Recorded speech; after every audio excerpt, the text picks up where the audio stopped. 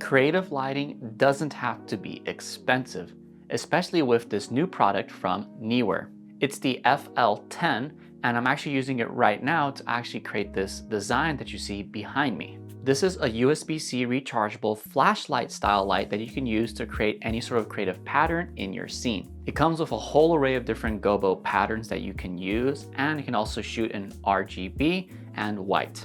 And the best part, it's only $50. And so this is a great option for anyone looking for an affordable lighting option to help level up their creative shots. But how good is the light and what can you do with it? That's what I'll cover in this video. Hi, my name is Bruno Pozo. I'm a commercial filmmaker here in Bend, Oregon, and I make weekly videos on filmmaking technique, gear reviews, and how to make money with your camera. If any of that interests you, hit that like and subscribe. Now, on to the review. So what can the light do? Well, it is a 10-watt light, so it's not gonna light up your whole scene, but it is powerful enough to use in many indoor situations or in nighttime scenes. You have 4 different color options: red, orange, blue, and then you have white. And when you switch between the different modes, you will see that the light sort of moves because I guess it's using different LEDs on its chip. And so you'll see that you have to position it differently depending on the color you're using. This light also allows you to focus it as needed. So you can make the light much bigger, which ends up being a lot softer, or you can make it more smaller and it'll be a much harder light. It really just depends on your use case. The light allows you to control its intensity all the way from 0% to 100% in a linear fashion.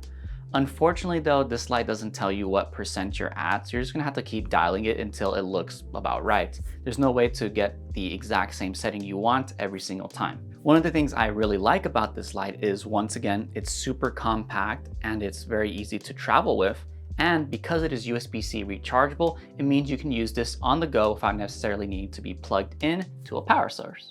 And the crazy part about it is that the battery life is pretty big. When using this at its full power, you actually get almost 5 hours of continuous use, 4 hours and 45 minutes to be exact. And so you really won't have to worry about running out of battery with this light, and it's very easy to just simply throw this on at the end of the day on a USB-C recharger and then refill overnight. And lastly, it comes with a bunch of different mounting options. You can see there's 1/4-inch screws on the bottom sides of it. So you can really mount this upside down, obviously the traditional upright position, or any other orientation like that.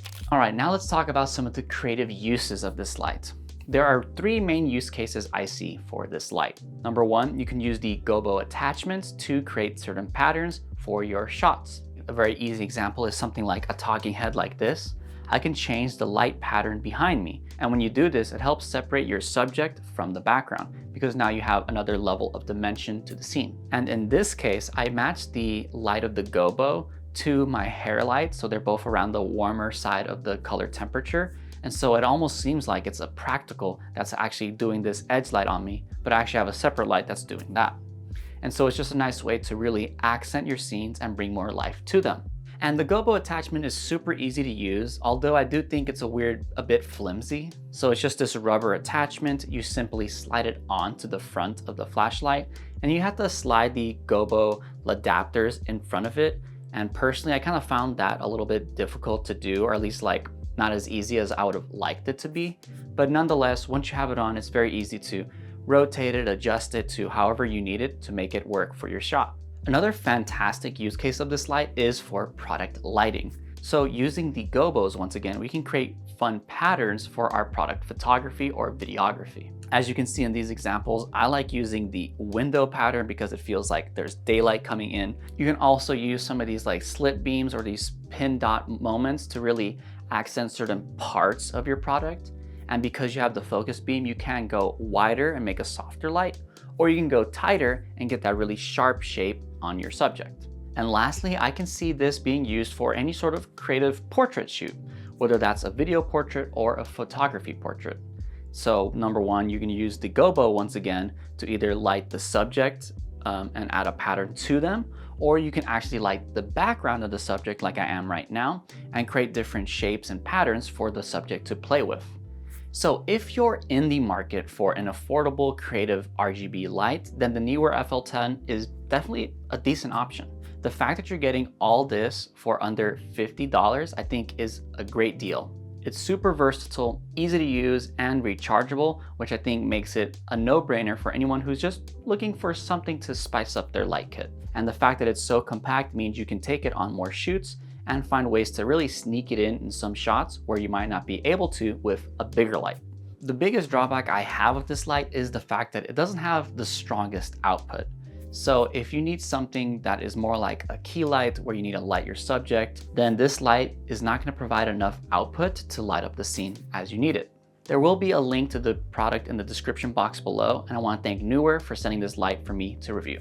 But what do you think of the Neewer FL10 flashlight? Let me know in the comment section below. If you liked this gear review video, you can check out my latest gear review video here. Thank you so much for watching all the way until the end. I appreciate every single one of you who do, and I'll see you in the next video. Peace.